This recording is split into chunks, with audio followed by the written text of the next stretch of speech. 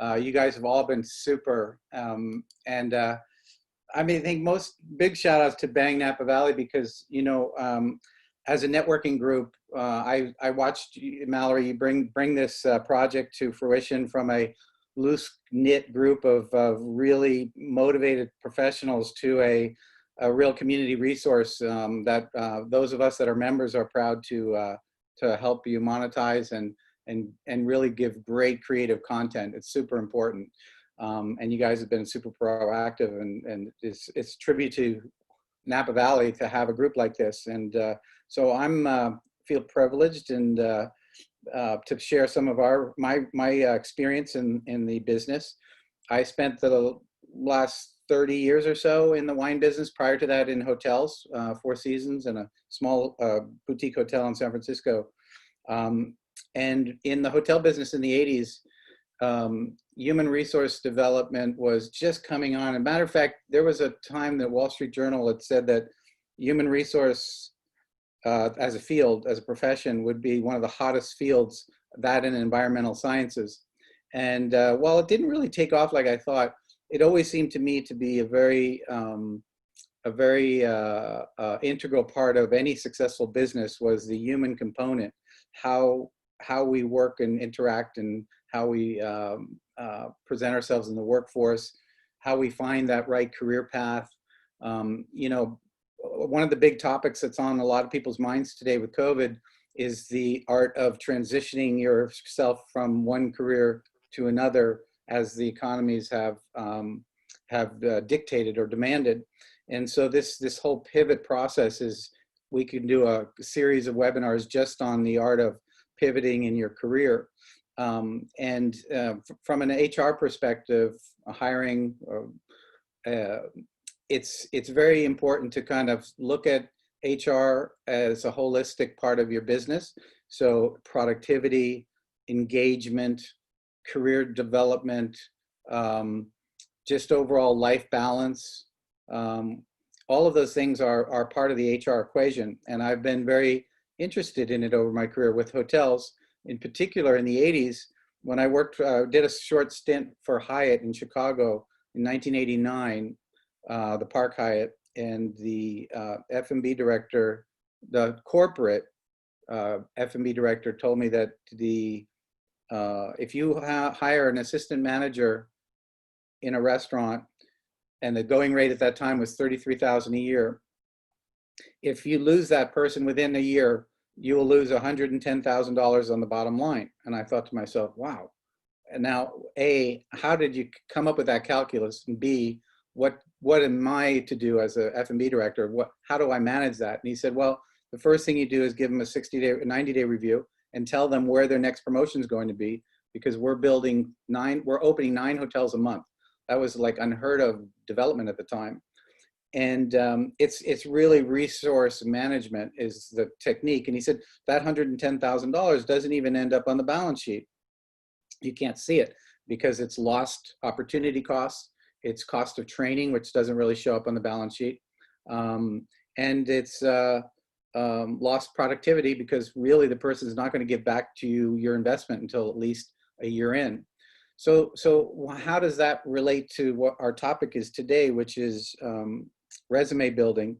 Well, the way it relates is that what really constitute a great career fit or a great career move is and we covered this in our brand building session last week on LinkedIn, which is a great hire, great job is this trajectory of the candidate moving in this upward position in their career and understanding what that trajectory looks like for them. And that should match up nicely with the business objective or growth objective of the winery or hiring company. So if those two things match up, that's what we call culture fit. And culture fit is really what's going to dictate how happy you are at the job, how your life work balance is, and really how you grow in business.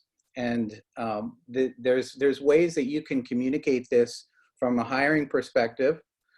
So some of the things that we're going to talk about today are really good for hiring managers to look at in a resume, quality of things to look at. And at the same time, it's just, I'm setting up the construct, if you will. I'm setting up the philosophy or the rationale for what your resume should look like. It should be one that presents you in a career trajectory. And it actually, not only does it present you, the candidate, that you're on a mission to move in this direction, but it also verifies why you want to be moving in that direction based on the experience that you've accumulated throughout your career. So we're going to look at two different types of resumes today. And I chose these two to kind of, one has a little bit more of a millennial approach, which is, you know, using icons, and some people might want to put their photo in the top of the resume, which is all well and good. I'm going to see if I can edit this view screen so it's a little easier to view. There we go. Can everybody see that okay? Yeah, okay, good. So this is what I would call would be a more compact resume. And one of the most important things in the beginning of any resume should be a little bit of, it's like almost the about section in a LinkedIn profile. And if you recall from the last seminar, if some of you are on that piece, on that webinar, we covered the about section of you is where the keywords are. It's when LinkedIn searches come about, when people are looking for a tasting room manager, they're going to put in tasting room manager. And if those things aren't in your about section on your LinkedIn profile, you're not going to come up in that search. So what you need to do is make sure that in your initial piece here, you put what you, it's kind of like a recap of who you are. There's two schools of thought on this process here. One is you can do what this gentleman did, detail-oriented general manager and team leader that has consistently delivered sales, management, marketing, and financial objectives. These are all really good driver terms, and they describe what he has done. The second school of thought is that you create a resume for a specific opportunity. And let's say right now I'm hiring for a customer relations associate for Morley Family Vineyards in St. Helena, California. And if I was to call you up on the phone and say, please send me your resume, are you interested in this position? Then I would suggest the candidate takes their resume out and puts in the objective part at the top. I am a detail-oriented customer relations manager. Over my career, I've consistently delivered excellent customer service. I have a firm idea about a firm grasp on data metrics, POS systems, Cultivate, et cetera, and my goal is to be to grow as a role of a customer relations associate with Morley Family Vineyards. It's specific to Morley. It tells Morley, hey, I want to come work for you. What is the one most important thing that a prospective employer wants to hear? Is that you want to work for them and you would like to deliver for them.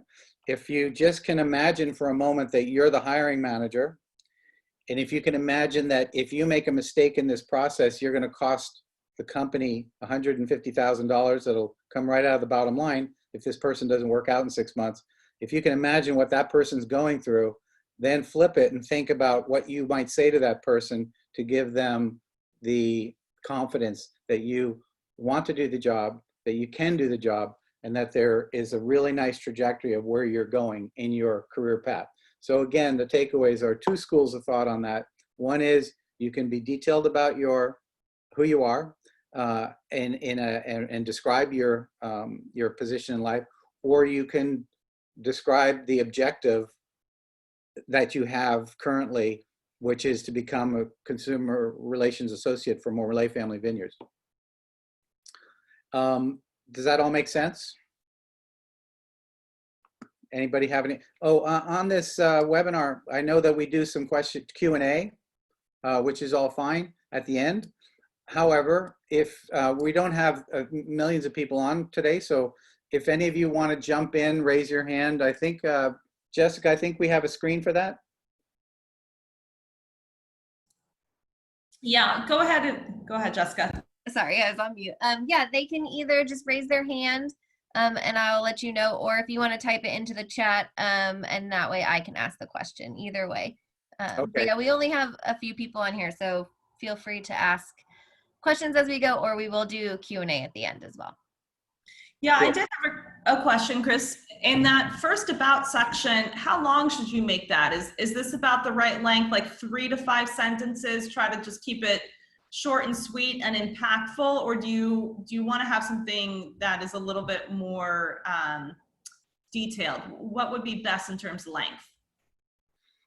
Yeah, great question. You know, it depends on how much overall information you have on your resume.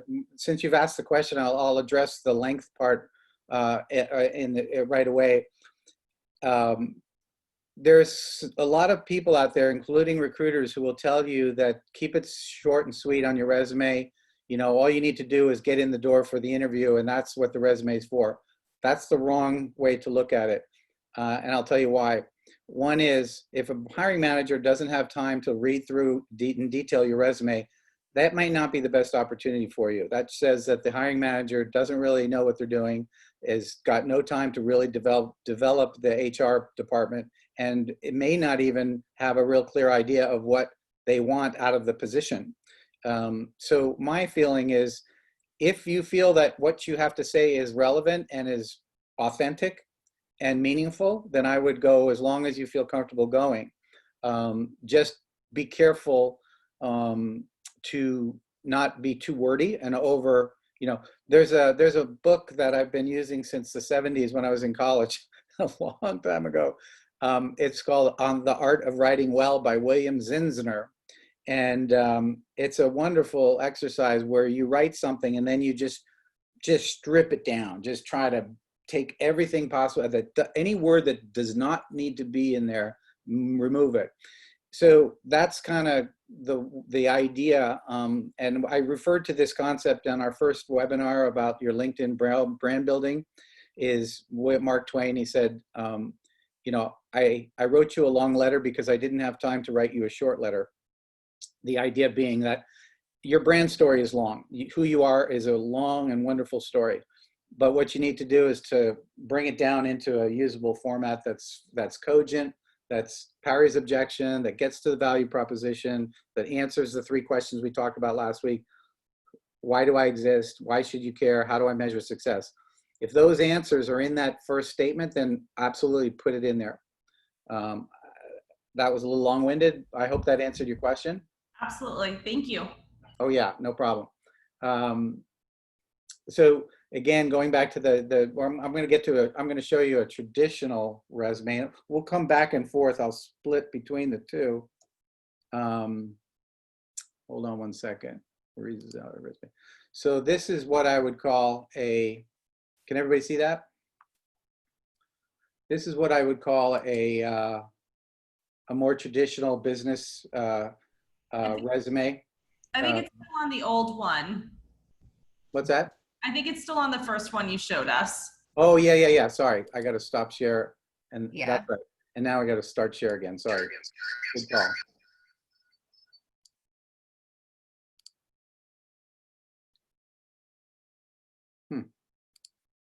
Stop share, start screen.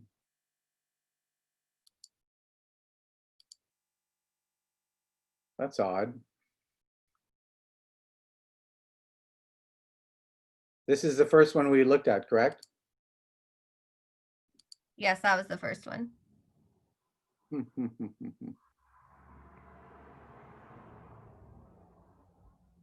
You know what, Chris? I think it was like the second page in that Word document. Try just scrolling down.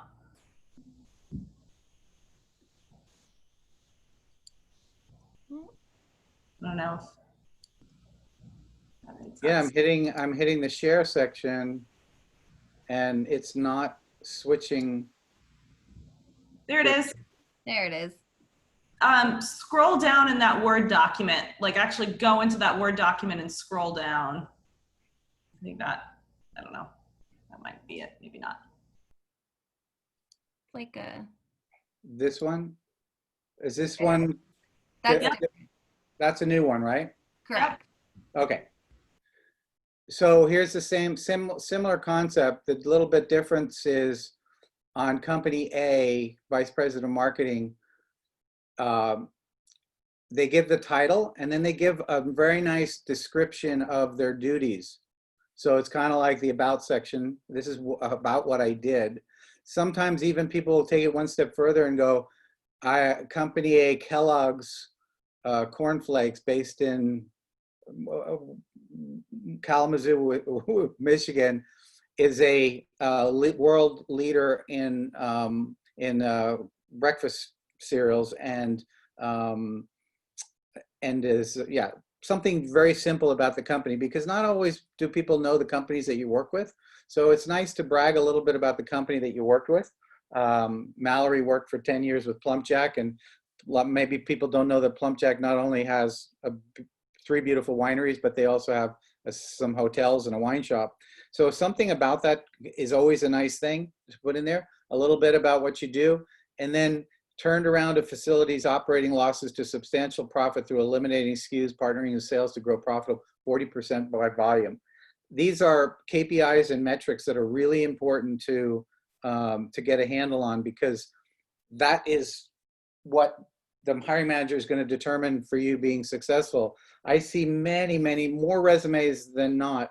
I see people just looking direct-to-consumer manager, Plump Jack Winery, managed tasting room, hired staff, created point of sales material, developed marketing plan, and so like a laundry list. It's almost as bad as a job description that just lists a bucket of stuff that you have to do. Well, when you list all that stuff, what you're looking at is the lowest common denominator of somebody's acumen. Okay, I listed all this stuff.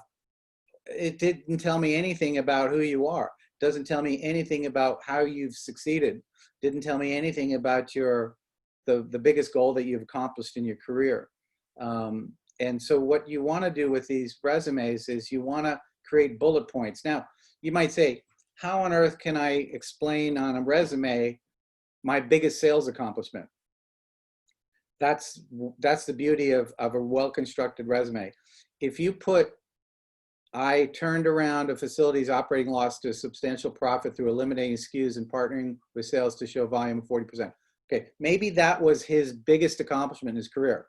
So when the hiring manager, if I'm the hiring manager, I'm looking at this resume and I got the person in front of me, I'm saying, hey, talk to me about turnaround facilities operating loss. What losses were there? And then he or she must explain what those losses were. And if you raise volume by 40%, what was the volume to begin with? Oh, it was $2 million, and we raised it X to get to $3 million, or what have you. This is where the authenticity part comes in and telling your brand story.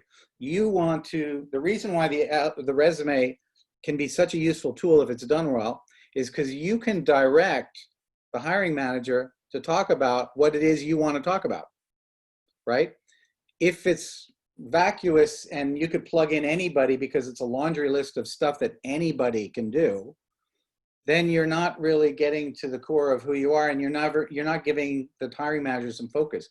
So let's assume for a moment that, put yourself in the hiring manager's shoes, he or she is worried about what their costs of hiring, costs of training, costs of attrition.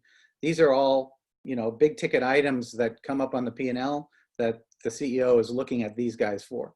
So they want to make the right decision. So you want to give them the information that'll let them make that right decision, which is, who am I as a career profile? What do I want to do? Where do I want to go? And oh, by the way, in this job, I'm going to tailor my responses to my biggest accomplishments. I'm going to tailor these bullet points to the thing that got me promoted. I'm going to tailor it to the things that I like to talk about. And so what's really important is to have the backup.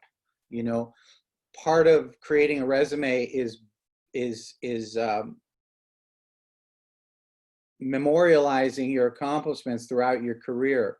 So a lot of smart people that really are good at resumes, usually revise their resume on a regular basis. They keep it tucked away. They start putting in accomplishments. They make metrics. Like when you leave a job, the boss isn't going to like it if you're taking all your Excel grids and taking P&L statements, right? You can't do that.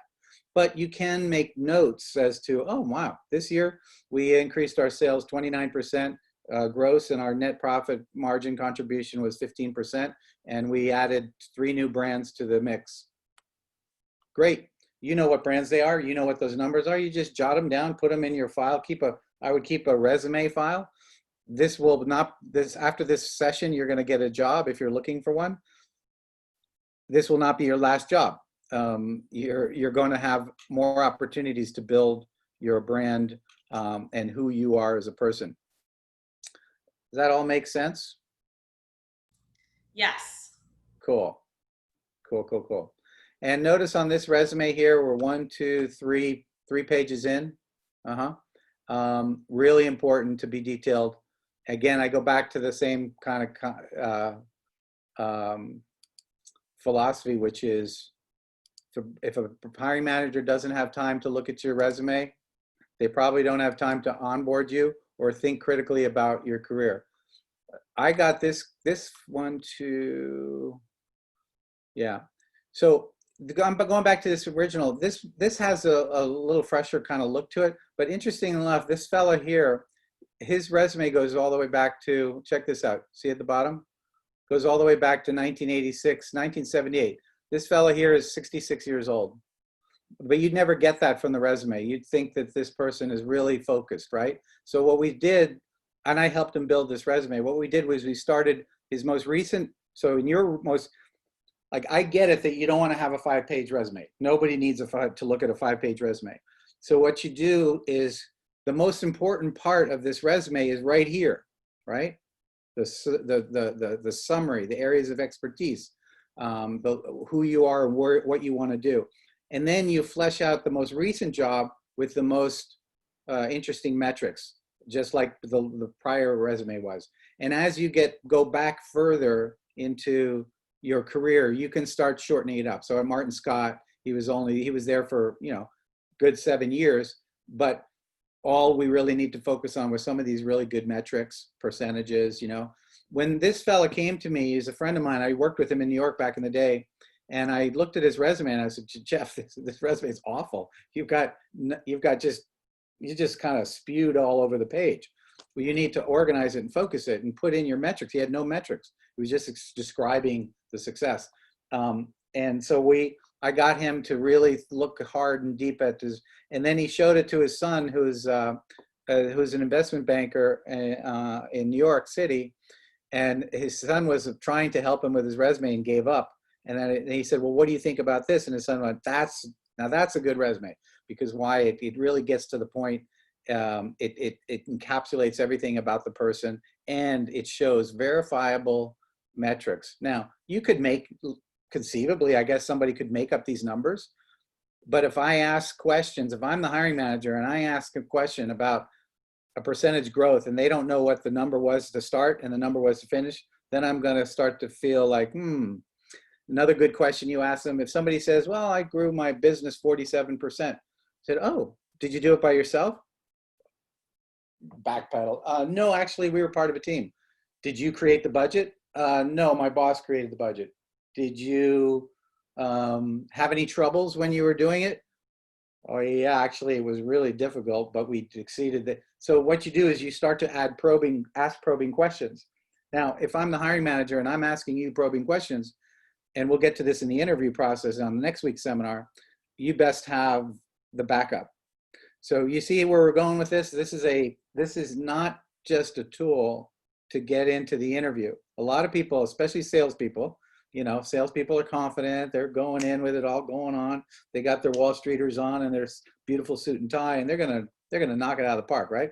Well, my job as a hiring manager is to put that person back down to reality and say, let's talk about who you are. Let's get into this, and let's not just be all glossy. Let's go down deep into your resume.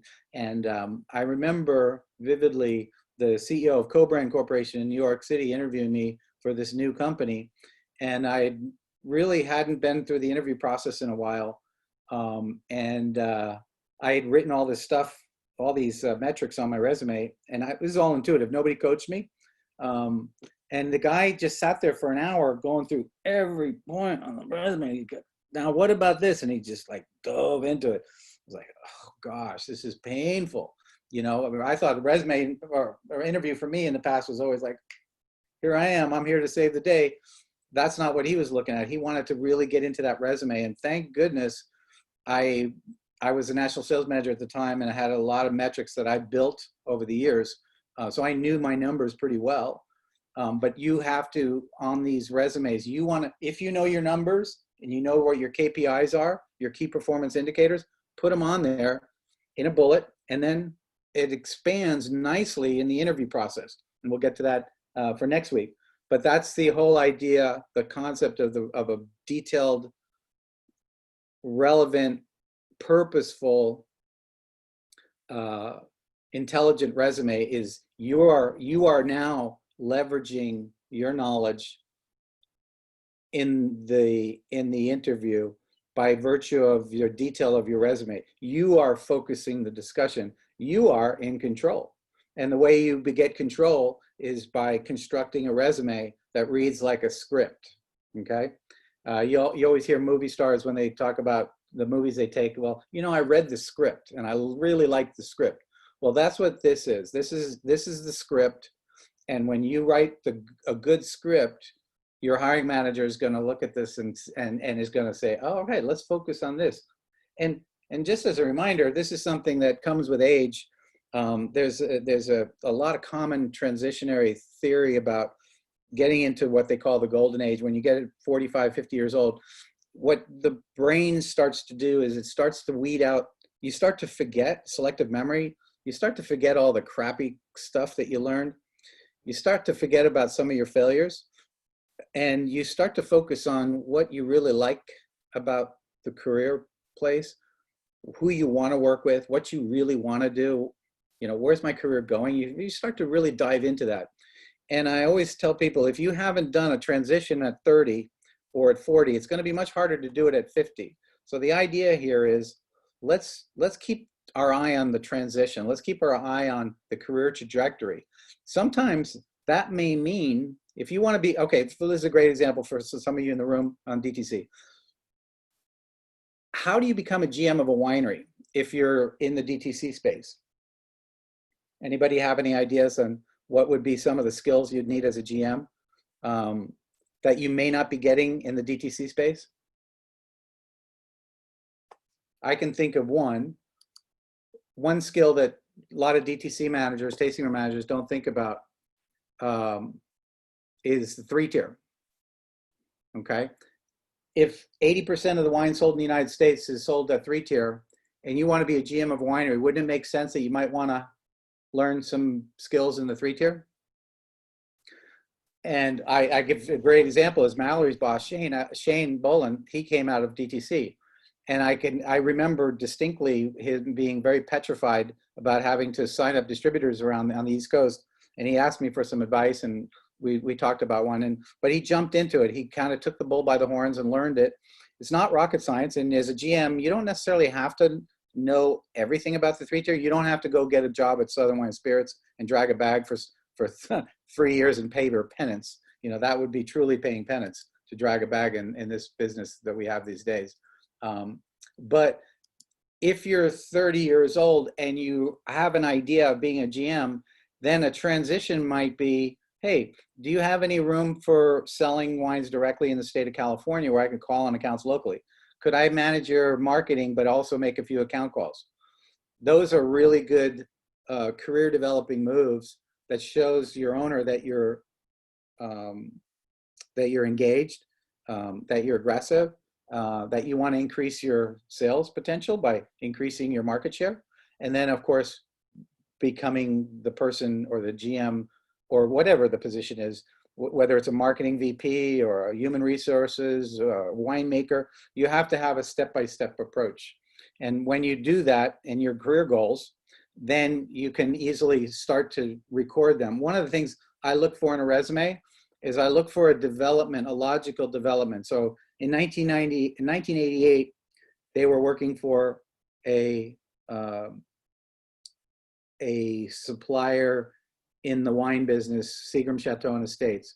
Seagram Chateau and Estates became a big company, sold to Diageo. And so when I left that Diageo, I went to one of my distributors who was buying all our wines and had a bigger growth trajectory, Winebow, because they were up and coming while Diageo, Seagram Chateau and Estates was going like this, and Winebow was going like this. So Jeff, because his career trajectory was going like this, he decided to get off the springboard himself into this, and then his career kept going up and up and up. At the end of his career, he got to a point where he's working for a broker, and it was more of a lateral move, so I think in the end, he would say he probably made a mistake. But the job he had before that was brand building. He did the Casamigos tequila. He did all the brand marketing for that brand, launched the brand in New York, and got it sold for Mr. Clooney to, I think it was Constellation or one of the big companies. So that was a very logical transition. I know I've covered a lot on the theory of resumes. Does this kind of resonate with you guys? Does it make sense? Makes total sense. Cool. Any questions? Nope. Okay. Awesome. We have a guest from somebody I had a conversation this morning, Carolina from New York City, on the call today. Hi, Carolina. Yes. Hi. Thank you for inviting me. This is very, very helpful.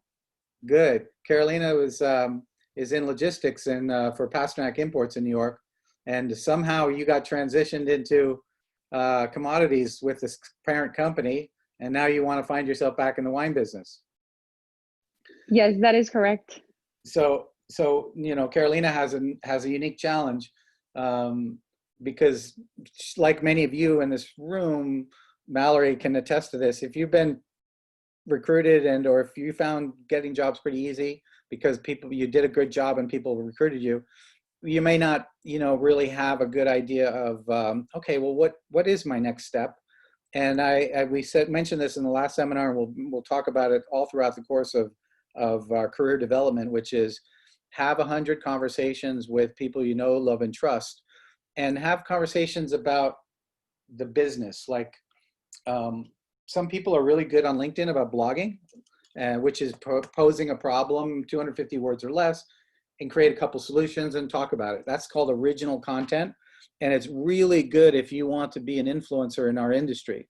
So if you fancy yourself as somebody who's an expert and you want to be recognized as an influencer, what you want to do is you want to start the art of writing and blogging. And this is a way to, the reason I bring this up is it's not so much for the resume, but it's for the recognition of an opportunity that will come your way. So for example, a lot of people, what they do when they lose their job because of COVID, they got laid off, furloughed, what have you, the first thing they do is go to winejobs.com. The second thing they do is start sending their resume out to people like it was, you know, confetti. And that's the absolute, it's common practice, but I don't recommend it because what you're doing is this is a shotgun approach. You're just shooting and hoping you'll kill something, shooting out the window. What you really want to do is tactical and precision oriented. And how are you going to do that? Well, the first thing you're going to do is concentrate on your brand, who you are, what you want to do. Second thing is how to put it down on paper. And third, when you have these 100 conversations over a 3-month period, you're going to start to realize through those conversations, what does an opportunity look like? You may think that networking is an important way to have somebody recognize you and offer you something. That's not going to happen. When you network and when you talk to people like that, what you're doing, yes, that may happen. Yeah, you might get lucky. Somebody say, oh my God, Christopher, I got the job for you. You're out of work? Oh no, I got the job for you. I can tell you that's happened maybe once in my life when I randomly call somebody and they're, I've got the job for you. Not going to happen. What's going to happen is you're going to have this wonderful conversation.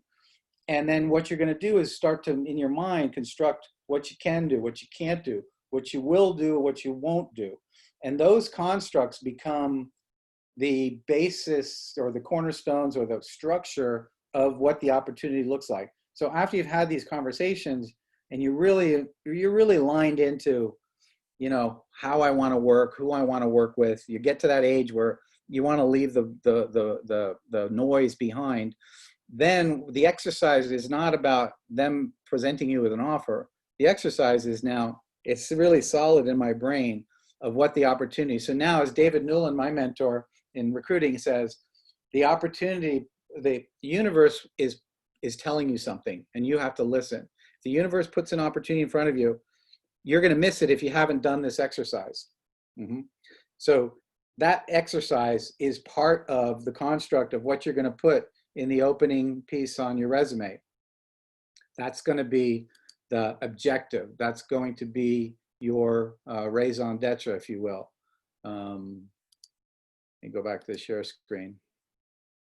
That's going to be what's located right up here: luxury, brand management, wine, spirits, marketing, or career objective. You can put in here career objective.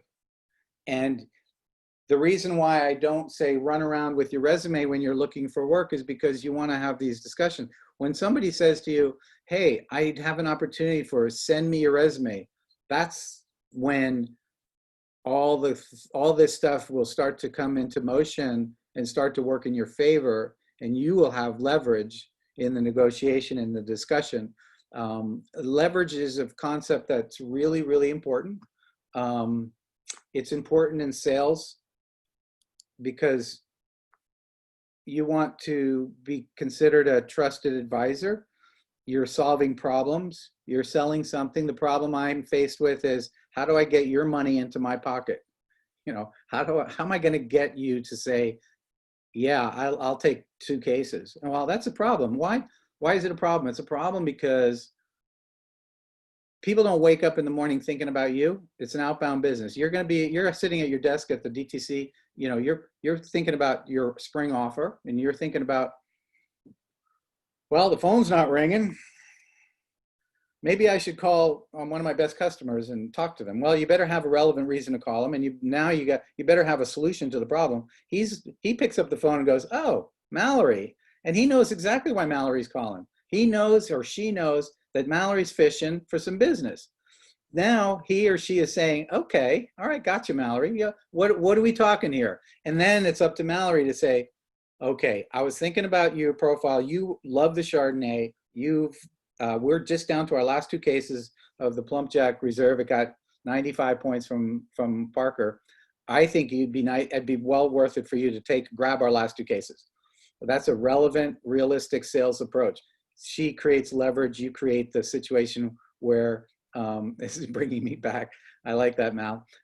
This just brings you to the point of leverage, and is a point of you control the conversation. So let's take that analogy and bring it to the current situation. You have a resume, you have it in front of a hiring manager, and you want to create your own leverage. You want to be able to solve the problem. The problem is, how do I get my butt into your chair and start making you money?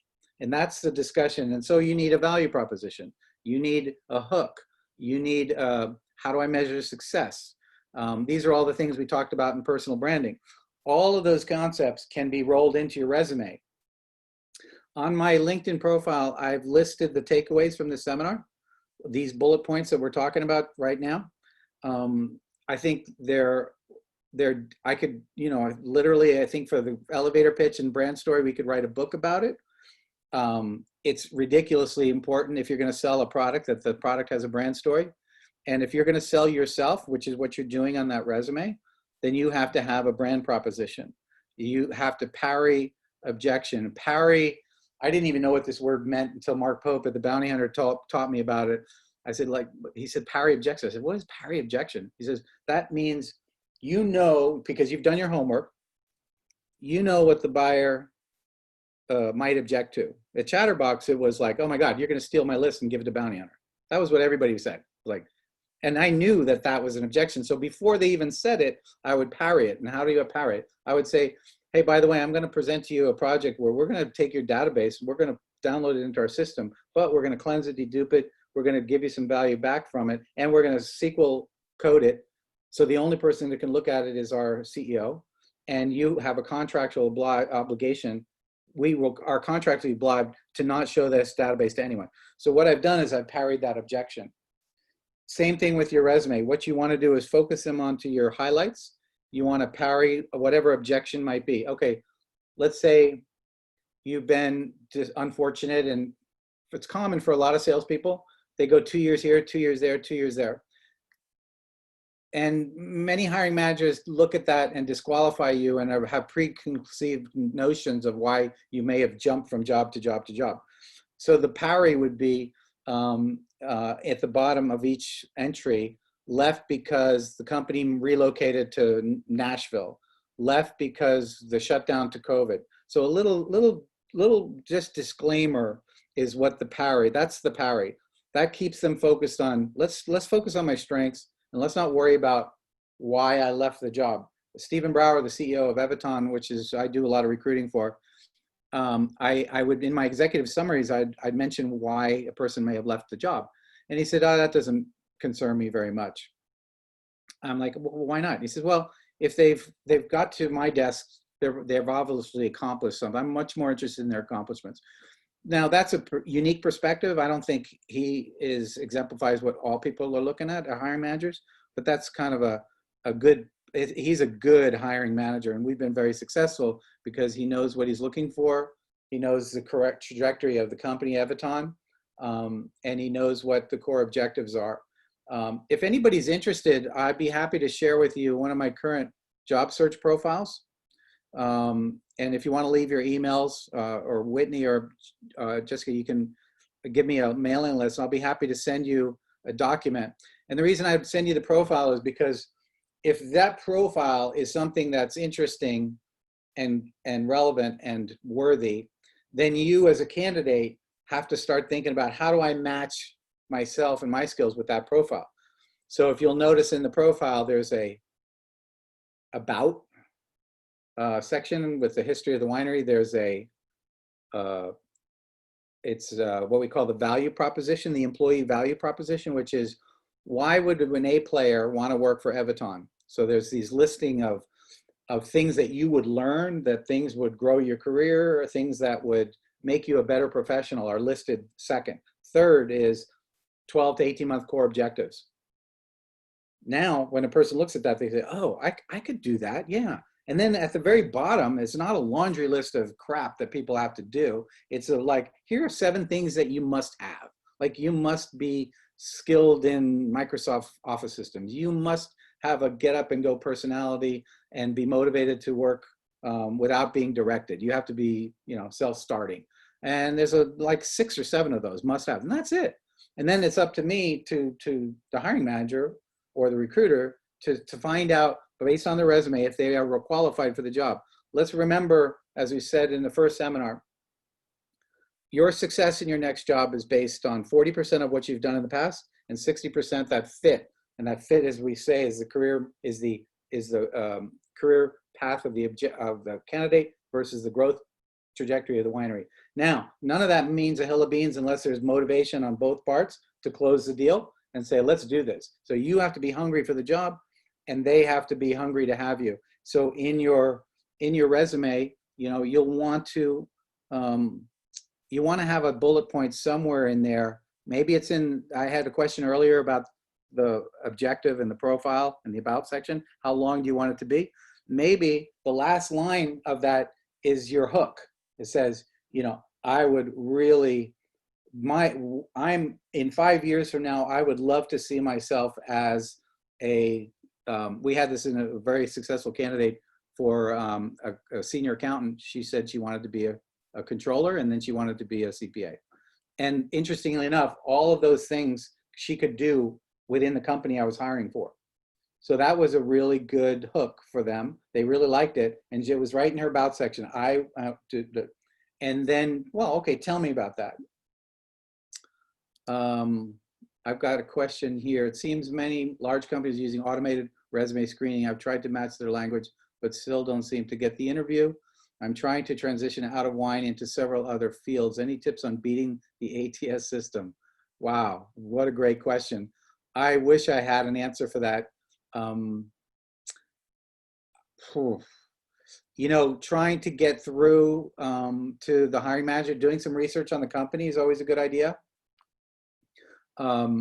You know, if they're doing it all through electronic screening, you know, it might be a lost cause. I'm not sure. This is where your networking skills are going to come in. On the flip side, when we recruit, if I'm poaching from another company, you know, I'm gonna dial up into their directory and find out where these people live and how to contact them. So I have to do a little bit of sleuthing on my end. You may have to do the same on your end. That's a really, really, really great question. What I'm going to do is ask David Newland the same question. This is from Debbie Gray. I'm going to ask Newland the question, see what he comes up with. He spent a lot of years in finance recruiting before he got into wine recruiting. I know I've been going on over the limit. We've got about 5 minutes left. Sorry. Any questions or concerns? I have a quick question. So there's been kind of a movement of like adding your photo or making your resume different colors. Like, do you think that that kind of thing is actually helpful or useful, or not really? Do you have an opinion on that? Yeah, I came across the resume early on in my career in recruiting about 4 years ago from a woman who was very accomplished in national sales. And her front page was, she had a picture of her on the corner, and then it was all broken up into blocks. And it was very graphically pleasing. And then what was interesting, that was kind of all her summary page. She had it all broken up and a picture on there. And then the next page was more traditional, where she listed the experience and the bullet points. So I'd say if you're comfortable with a picture and it's you know, it makes sense. I covered this in last week's seminar about your LinkedIn profile. This is business. So, you know, take the time to do a headshot. A headshot is from, you know, shoulders up. You're wearing a business suit. You have a business shirt. You have a winning smile. Your hair is combed. There's no fancy wine glasses or vineyard shots in the background.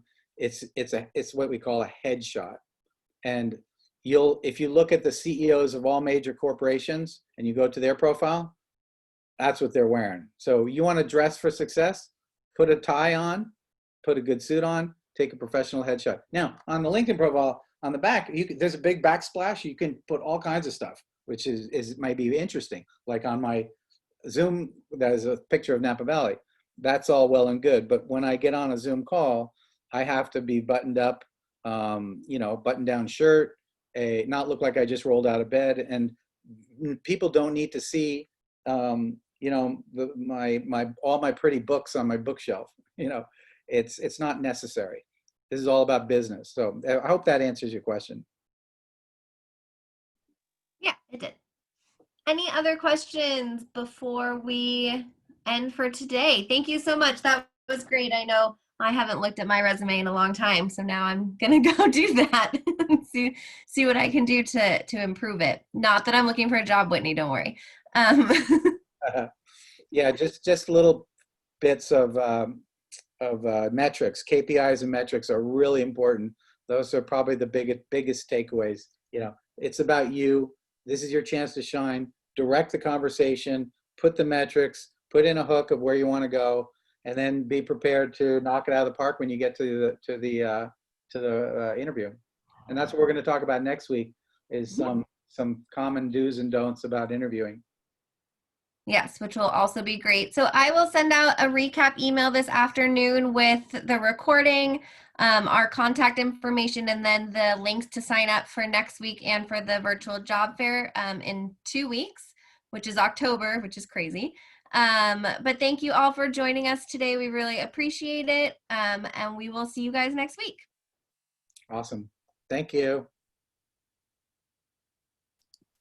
Thank you. Thank you.